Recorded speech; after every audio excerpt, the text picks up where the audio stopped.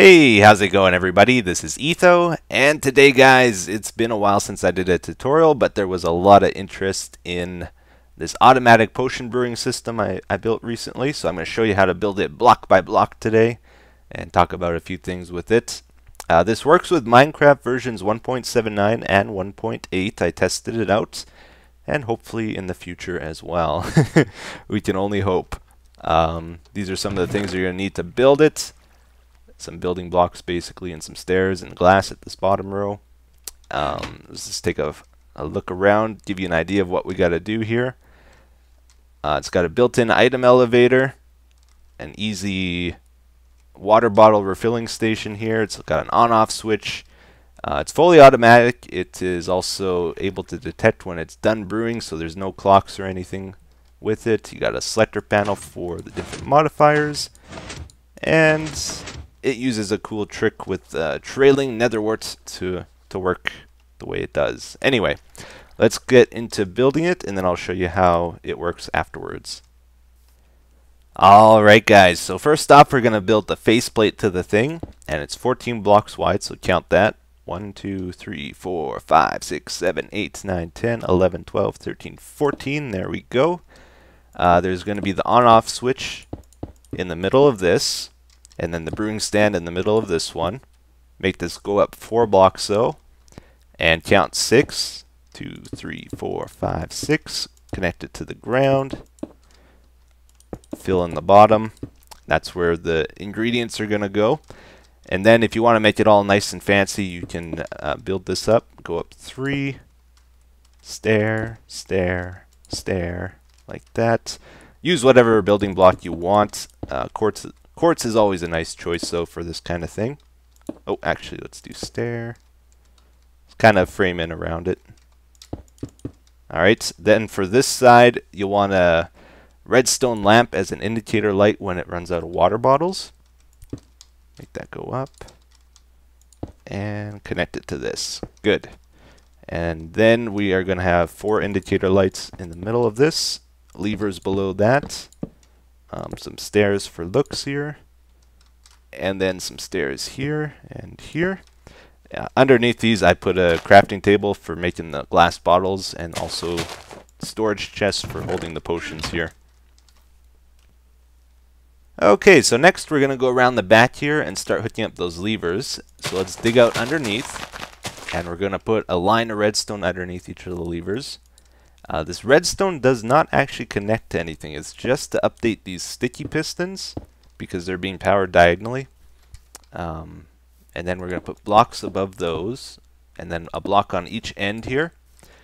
Next, let's place our droppers, which go 1 block above the lights.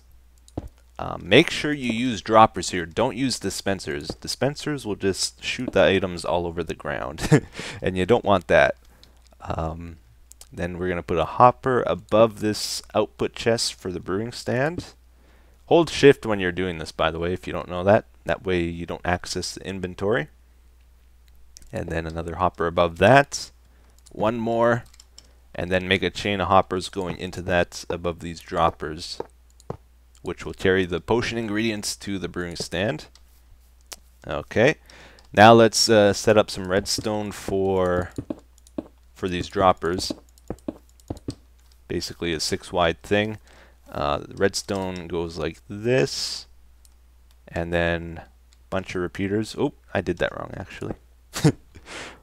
Goes like this. You want a difference of 1 delay between each of these droppers. Okay, so we're going to stagger these. That one's at 0, this one's at 1, 2, 3, 4, and basically 5 on that last one, so we need 2. The reason for that is because I was having an issue where sometimes the potion ingredients were going out of order.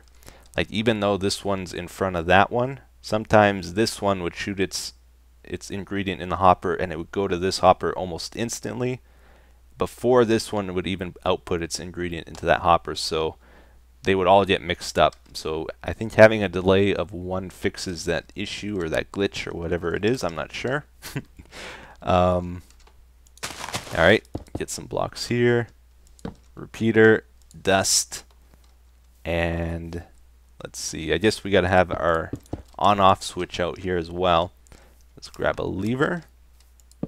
Okay, I put a sign above that so I wouldn't get confused because it's kind of reversed. It goes, what is it, on and off. So when it's down, it's off. Okay.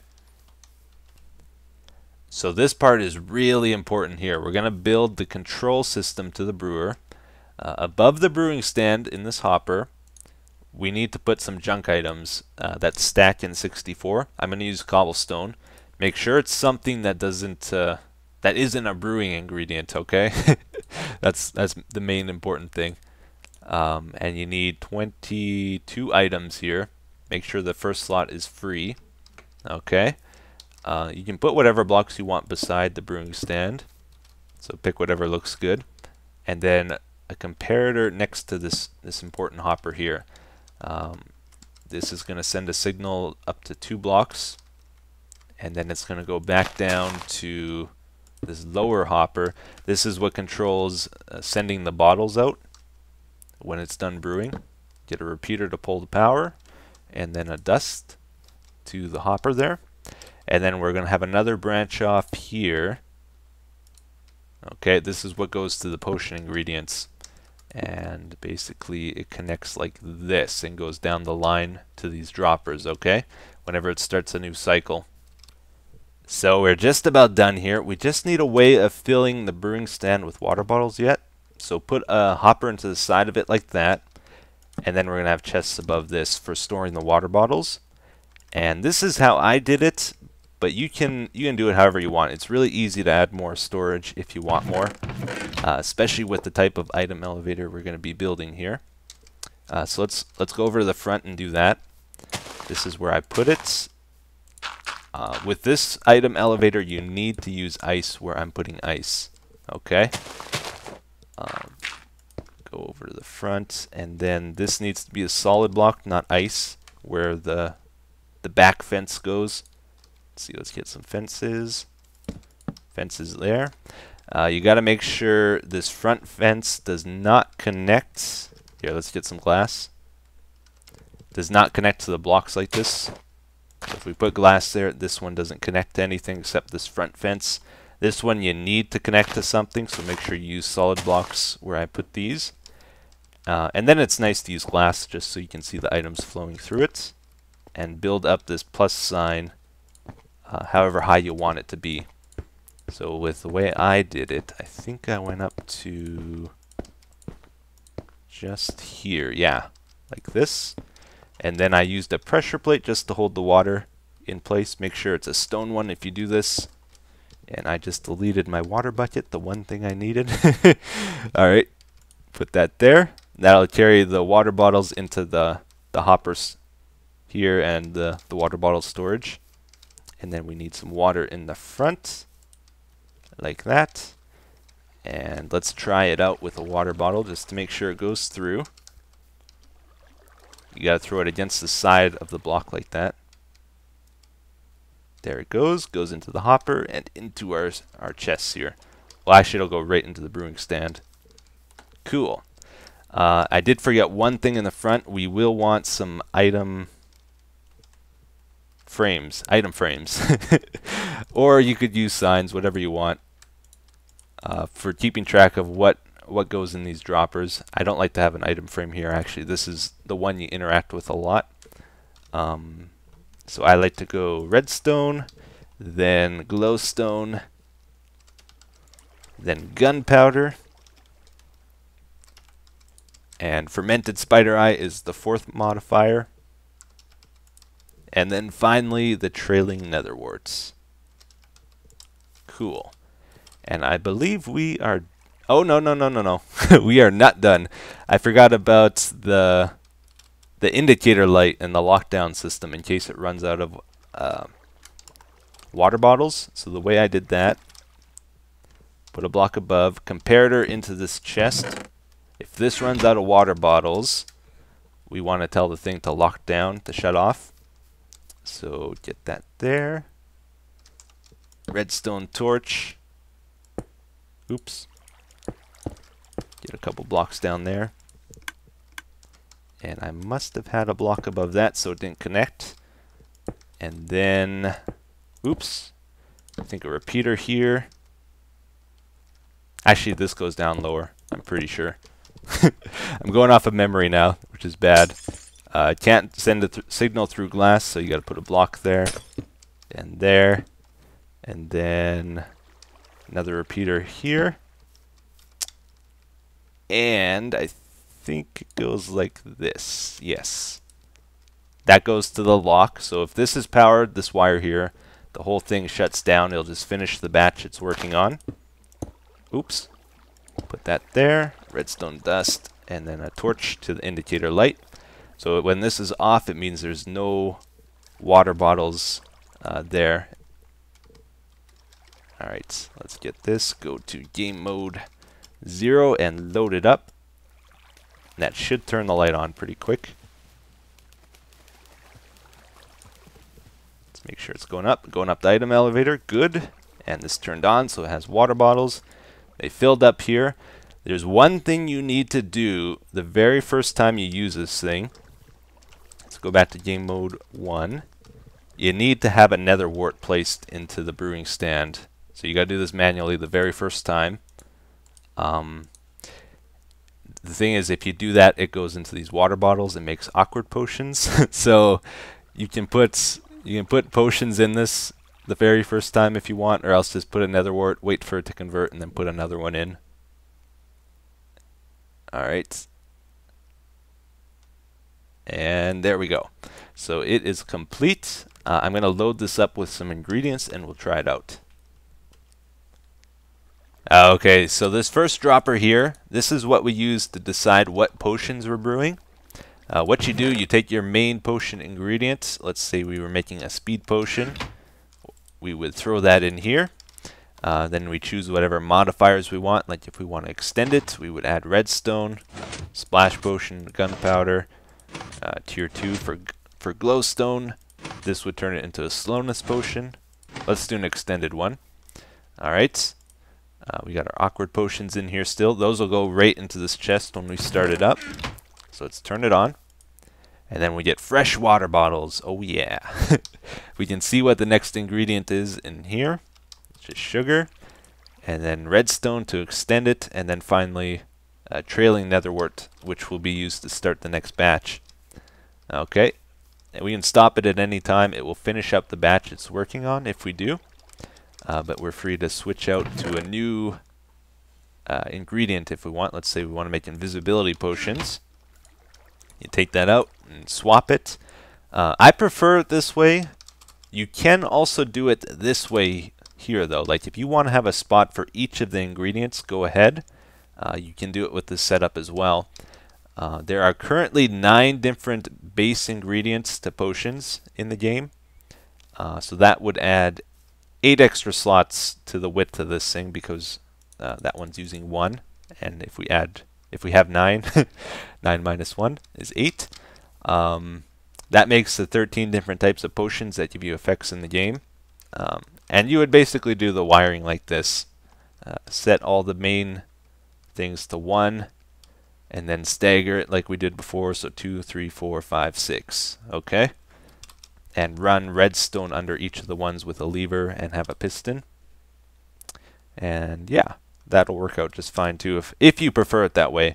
They both have advantages and disadvantages. That one might be more convenient, possibly, but it's also more expensive. It's bigger. I like this one a lot more.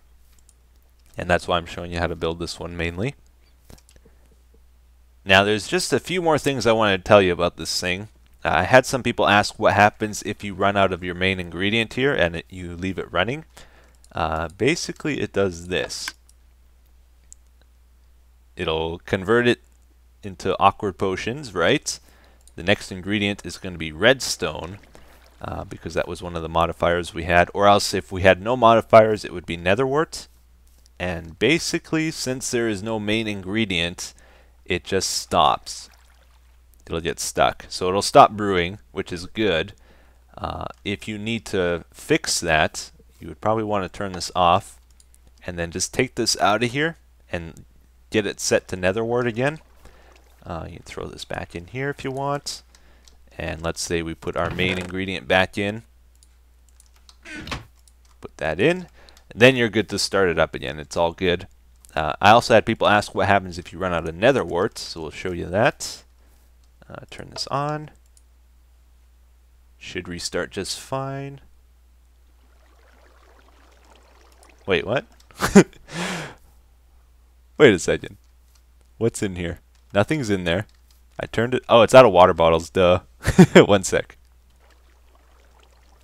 Okay, so we have water bottles again, but we still have no netherwart in the system. So if we start it up, it'll use the one that's in there. And then next up, we have the sugar. And then redstone, but there's no netherwart at the end of that. Let's see what happens. Okay, so the redstone's in there. It switched out to new water bottles. Made mundane potions with those, and now sugar. And it's stuck. So it kind of got a little messy, but it's not too bad because we can just turn the system off, right? Take this out. Take this out. We need netherwart. Let's put netherwart back in the system. So you'd load it up and then put one piece in here and you're good to go to start out again. So it's not too hard to fix it if it gets jammed up. There is one other cool thing I want to tell you about this. If you want, you can give it like a set of tasks to do. Like if you want to brew several potions that have the same modifiers, you can, for example, make 3 extended sugar potions, or speed potions, 3 extended strength potions, 3 fire resistance. Yes. You can add some regen in there. You can do a bunch of potions at once if they have the same modifiers. Throw them all in there, right? And it will randomly do them, but it will do them all, which is pretty cool. Why does it always have to rain when I'm doing my tutorials, which is never? Alright. Anyway, that is it for the brewing system. I hope you guys enjoyed this tutorial. It's been a while since I made one of these, so hopefully I wasn't terrible and you liked it. Anyway, thanks for watching, guys. I hope you enjoyed. I'll see you again next time, if there is a next time. Bye bye.